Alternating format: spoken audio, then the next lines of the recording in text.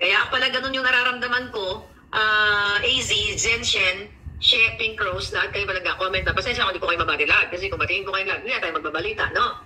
Okay. Kaya pala yun ang nararamdaman ko kasi ayon sa ating source na kapapasok lang, nagkabayaran na pala para isulong yung Jutang Gininang People's Initiative. Dahil yan po ay gusto ni Kuting at ni Lisa. Kung gayon, dahil si Senator Amy ang chairperson, siya ang nanguna doon kanina. Senator Amy, base dito sa impormasyon na nakarating sa atin, so ano to, binobola mo lang ang Pilipino? Kayong lahat, kasama kayo, Senator Go, Senator Bato, lahat kayo, binay. Walang makakaligtas. Ano to? Papayag na lang kayo dahil what? Let's talk about Senator Go at saka Senator Bato. Dahil madihado kayo. Nagtatanong lang ako. Hindi naman nabanggit yung pangalan ninyo, pero nandoon kayo sa ano na yun, na Senate hearing na yon. So ang question, papayagan nyo na lang bang bubudulin kayo ng baka ng inang Lisa Smugs at Tambaluslos, nagaway-away pa kayo kunyari. Si ano na lang daw, si Senator Joel Villanueva na lang ang hindi nakitinag pa. So kaya yun na lang, kahit na dapat i-contempt o kasuhan ng perjury.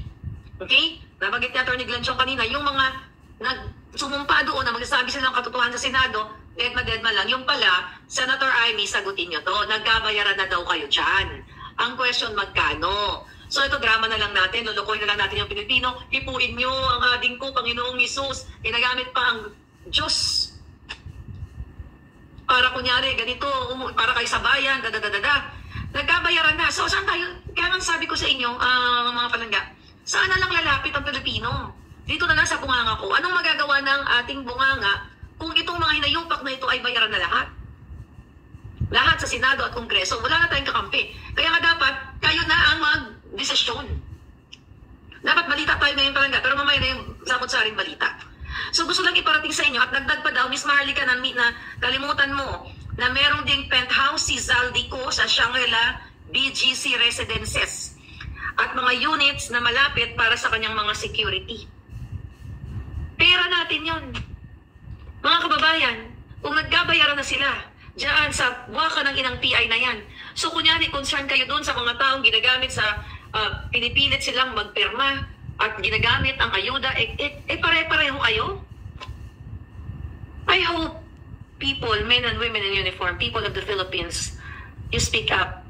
Get up, speak up, and, pick them up. Sabi ko, wala na tayong kakampi. Wala nang kakampi ang Pilipino, wala nang kakampi sa Senado, wala nang kakampi sa Kongreso, wala nang kakampi sa Malacanang, lahat ng Manduroko. Ano gagawin niya mga palangga? Saan tayo pupulutin yan? Kung may pag-usapan natin mga foreign direct investment, etc. doon sa balita, babasahin natin at magbibigay tayo ng komento. Sabi ni Vega Warp, EDSA 3 na talaga, so wala na, yes! Saan pupunta ang taong bayan? Nag-iinit ang ulo ko mga palangga. Kaya pala gano'n na lang ang kanilang style. Kaya sabi ko, kung matitino yung mga politiko na nandoon sa Senate hearing kanina, at even doon sa mga hearing ni Tulfo, si Robles doon sa nagpanalo ng mga kapiki-pikian, nag-edit ng mga video ng mga picture, na kunyari, nanalo yung mga kamag-anak daw ni Robles, at yun din naman ang sinabi ni Tulfo. Nasabi niya, based sa kanyang investigation, ang mga kamag-anak ni Tulfo, mga kakilala niya, ay ni Tulfo ni Robles ang mga nanalo. Wala nangyari. Saan kayo pupulutin, mga kababayan? Lubog na ang Pilipinas, sila nagsasabuatan. Kaya dapat i-abolish, dapat wala ng gobyerno eh. Bumalik na lang tayo sa barbaric age, no? Kasi itong mga baka ng inang mga taksil sa bayan, yung mga hinayupak na to, inahawak nila ang pera ng bayan. Pag tayo ay nagkasakit, kayo lahat dyan, para tayong namamalimos, para amutan ng libreng gamot. Tapos parang hero pa sila kapag lumapit ka sa PCSO, lumapit ka sa mga kongresista, lumapit ka sa mga senado, bibigyan ka ng limang ano tawag dyan, mga guarantee letter, bibigyan ka ng 5,000, 10,000. Parang Diyos na, gusto nila ang mga taong bayan ay gagawin silang Diyos. Mga kababayan, you have to speak up. Dito pa nasabi, lubog na lubog, sabi ni Gerald. Ba dyan? Lubog na lubog ang bayan. Kung dyan palangga, maglimas-limas ka. Maglimas-limas ka ng baha. Alright?